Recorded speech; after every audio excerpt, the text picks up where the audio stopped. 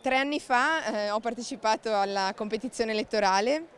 e ho ricevuto la fiducia di 9.051 elettrici ed elettori e oggi con Giacomo sindaco di Vicenza io subentro in Consiglio regionale. Qualcosa cambia anche a Venezia con l'elezione a sindaco di Vicenza di Giacomo Possamai. A Palazzo Ferrofini, in Consiglio regionale, il Partito Democratico dovrà rinnovare la carica di capogruppo e conterà su un nuovo ingresso, l'ex sindaca di Nove Chiara Luisetto. Io credo che il tema principale affrontato in questi anni dal gruppo PD in Consiglio regionale, ma che bisogna continuare ad affrontare, sia il tema sociosanitario, non soltanto il tema sanitario, ma anche tutto l'ambito sociale, le case di riposo, la situazione delle fragilità ai nostri anziani, ma anche tutto quello che succede alle famiglie in difficoltà dopo questi anni difficili. Alle prossime elezioni regionali manca ancora parecchio, almeno 2 anni, ma il voto nei capoluoghi di provincia sta già disegnando un quadro politico che potrebbe offrire un contributo importante anche per la corsa al governo del Veneto. Avere Padova, Vicenza, Verona significa avere un territorio che parla la stessa lingua